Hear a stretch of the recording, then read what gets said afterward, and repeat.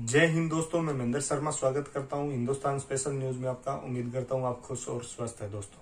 दोस्तों आइए दिखाते हैं पाक मीडिया की एक लेटेस्ट डिबेट, जिसमें कैसे ये अभी मीडिया माहौल बना के आईएमएफ के आगे कटोरा मारने वाले हैं, क्योंकि आईएमएफ ने इन्हें दरकिनार कर दिया है, पैसे रिलीज हो नहीं रहे हैं।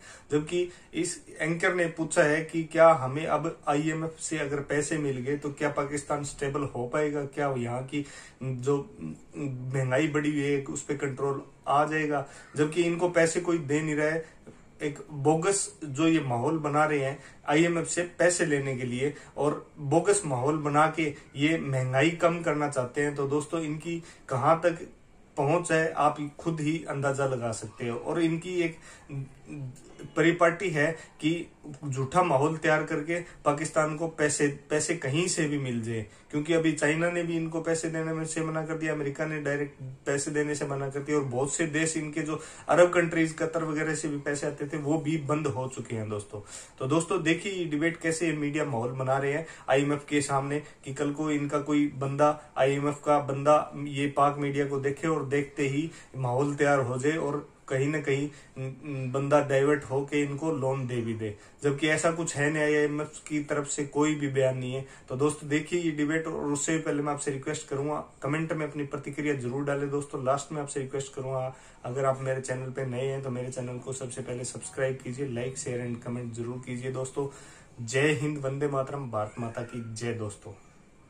आईएमएफ चाह रहा है वो बुनियादी तौर पर और हैं जो पाकिस्तान की हुकूमत और वज़ीर ख़जाना शौकत तरीन बार बार कहते हैं हम ये नहीं कबूल कर सकते, ये नहीं कर सकते क्योंकि महंगाई इससे हो जाएगी। अब दोनों के बीच में अटके, लेकिन जो भी हो फैसला अल्टीमेटली वो एक आम आदमी के लिए। तो आम आदमी तो अब इस इंतज़ार में है कि बजट के बाद महंगाई हुई थी, फिर छोटे छोटे बजट हुए थे, अब आईएमएफ की मुज़ाकरात के बाद इसका मतलब है कि दिसंबर में 6 माह बाद मज़ीद एक मिनी बजट आ रहा है। देखिए मिनी बजट एक नहीं आता रहेगा। आप जब तक आईएमएफ के मोहताज रहेंगे तो आपके साथ तो ये होता रहेगा। आप अपने यहाँ डॉलर को जब तक आने नहीं देंगे, दुनिया में कैसे हुई तरक्की, दुनिया में कैसे हुई, दुनिया में मुख्तलिफ ममालिक ने कैसे तरक्की की, जो एशियन टाइगर बने हैं उनने किस तरह से तरक्की की। उनने उन लोगों को वेलकम किया जो पाकिस्तान के बाहर या जो अपने उनके मुल्कों के बाहर थे, एशिया से जो बाहर रहते थे और उनके पास बड़ा पैसा था, उनको उस पैसे को आने दिया। सिंगापुर ने ये किया, जो पैसा था उसको आने दिया गया।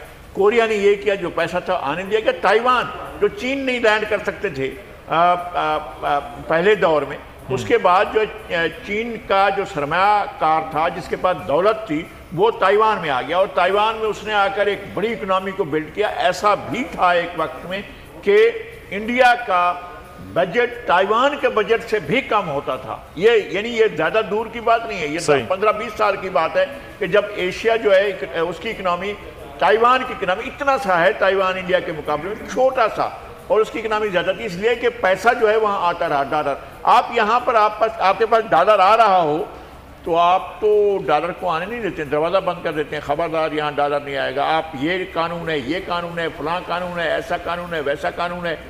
क्या हुआ था अब ये कोई कहने की बात है जी कि जिस तरह से हमने इदारों को बंद किया, जिस तरह से हमने लोगों के ऊपर मनी लॉन्ड्रिंग के मुकदमा लाद दिए बगैर सबूत के, जिस तरह से ताकि कैपिटल फ्लाइट कर जाए, आपने अपने मुल्क से कैपिटल को भगाया, वह बांग्लादेश बना चला गया, वहां पर जो है उसने जाकर वहां की इकोनॉमी को बहुत ज्यादा बूस्ट किया। अब टेक्सटाइल में उसके बाद हम माइनस में लगारी साहब और वहां प्लस में चीजें चल रही थी। कारोबारी आदमी के लिए चीजें ज्यादा आसान होनी चाहिए ताकि यहाँ और उसी का असरात फिर एक आम आदमी तक आते हैं। हमारे साथ मौजूद हैं शाहिद अली हबीब साहब, सीईओ हैं आरएफ हबीब ग्रुप। बहुत शुक्रिया शाहिद साहब आपके वक्त का। स्टॉक एक्सचेंज का बड़ा एक रोल होता है कि जब देख रहे होते हैं स्टॉक एक्सचेंज बेहतरी है तो इसका मतलब है इकोनॉमिक सूरत हाल प्लस पे चल रही है, जब वो मनफी में आती है तो लोगों के रुझानात जो हैं वो भी मनफी में नजर आ रहे होते हैं। इस वक्त आप समझते हैं कि ये वाकई पाकिस्तान में इस वक्त जो इकोनॉमिक स्टेबिलिटी की जानिब बातें हो रही थी, दावे हो रहे थे 6 माह पहले, अब जो है वो कहीं ना कहीं शेकी चीजें चल रही? देखिए बिल्कुल, मेरा ख्याल में जो सबसे इम्पोर्टेंट फैक्टर है वो करेंसी की जो वोलेटिलिटी है वो बहुत ज्यादा है, और जो डीवैल्यूएशन आज जो है वो पीकेआर डॉलर पैरिटी जो है वो सबसे अपने लो पे आ गई। आज 171 रुपी का जो डॉलर है वो टच हो गया, जो कि पिछले अगर 4-5 महीनों में मैं देखूं तो 12% का डीवैल्यूएशन हो गया है। वो एक सबसे बड़ा फैक्टर होता है, फॉरेन इन्वेस्टर्स के लिए भी होता है और अदरवाइज इन्फ्लेशनरी इम्पैक्ट भी उसके ठीक ठाक होते हैं। तो एक तो ये एक इम्पोर्टेंट फैक्टर मार्केट की डिक्लाइन में।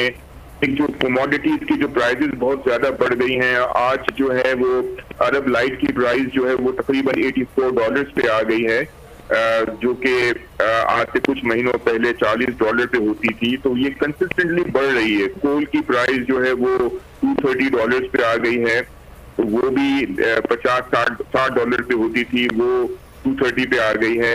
LNG की प्राइस आपको पता है $56 पर MMBTU पे आ गई है। तो ये सारी कमोडिटी की प्राइसेस बहुत ज्यादा हो गई हैं ऊपर, जिसकी वजह से इनपुट कॉस्ट जो है वो बढ़ गई है और एक्टिविटी जो है वो उसको इम्पैक्ट करेगी। अच्छा, तो शायद साहब एक चीज मैं जानना चाहूंगा, ये अब सारी चीजों के हवाले से इम्पैक्ट जो है वो महंगाई का एक आम आदमी पर तो आता है, लेकिन वैसे तो बिजनेसमैन आपके डिफरेंट क्योंकि बिजनेसेस हैं, एक बिजनेसमैन के लिए कितनी इस वक्त मुश्किलात हैं कि ये जो $1 का होना, फिर पाकिस्तान में एनर्जी सेक्टर में वैसी कीमतें बहुत ज्यादा हैं, तो किस तरह से इसको फिर आप बीट कर पाते हैं?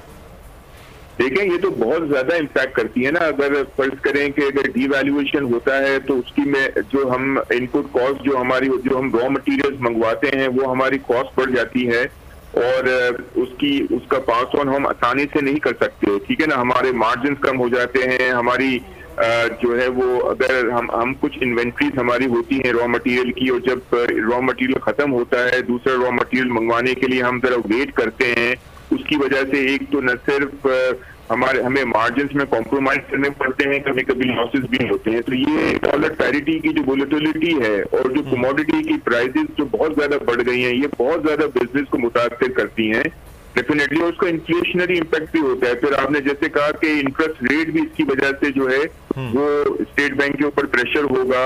अभी इन्होंने साइकिल जो है वो अभी उसका रिवर्स हुआ है और हम अब चेंज हो रहा है और अब जो है इंटरेस्ट रेट हाइक हुआ और फर्दर जो है मॉनेटरी पॉलिसी में भी हाइक के चांसेस हैं, बिकॉज इन्फ्लेशनरी प्रेशर्स तो होंगे। तो जाहिर है बिजनेस में तो सबसे ज्यादा इम्पैक्ट जो होती है वो आपकी रॉ मटेरियल की कॉस्ट होती है और इसके अलावा जो वो दोनों चीजें बढ़ गई हैं, तो उसकी वजह से बहुत ज्यादा मुतासिर होता है। सही। अच्छा शायद साहब, मैं अब लास्टली ये जानना चाहूँगा, इस वक्त शौकत तरीन साहब मुज़ाकरात के लिए IMF कहें $1 अरब की किस्त है जो रिलीज़ होनी है, आप समझते हैं कि उसके बाद कुछ स्टेबिलिटी डॉलर के हवाले से, स्टॉक एक्सचेंज के हवाले से और ओवरऑल इकोनॉमी में वो नज़र आएगी अगर ये चीज़ें बेहतर हो जाती? अच्छा, सिर्फ $1 बिलियन तो चले IMF से होगा, इसके अलावा जब IMF से $1 बिलियन का हो जाएगा, इसके बाद जो मल्टीलेटरल इंस्टीट्यूशन है उनसे हमें वर्ल्ड बैंक से हमें $1.2-1.3 बिलियन की फर्दर असिस्टेंस भी मिलेगी। तो ओवरऑल हमारा न सिर्फ हमें IMF के रिजम्पशन हो जाएगी जब हमारी ये सारी पैकेज हमारा, इसके बाद बहुत सारे हमारे एवेन्यूज जो हैं वो खुल जाएंगे और उससे एक ओवरऑल सेंटिमेंट बिल्ड हो जाएगा और रुपी डॉलर पैरिटी जो है वो स्टेबल होना शुरू होगी। थोड़ा सा ज्यादा जो है वो रुपया डिवैल्यू हो गया है, वो दोबारा से थोड़ा सा स्टेबल हो सकता है। वो बहुत ज्यादा कॉन्फिडेंस देगा बिजनेसमैन को भी और स्टॉक मार्केट के इन्वेस्टर्स को भी, और फॉरेन सेलिंग जो भी ज्यादा जो हो रही है वो जरा रुकना शुरू होगी। ठीक, बहुत शुक्रिया शाहिद अली हबीब साहब हमारे साथ मौजूद थे।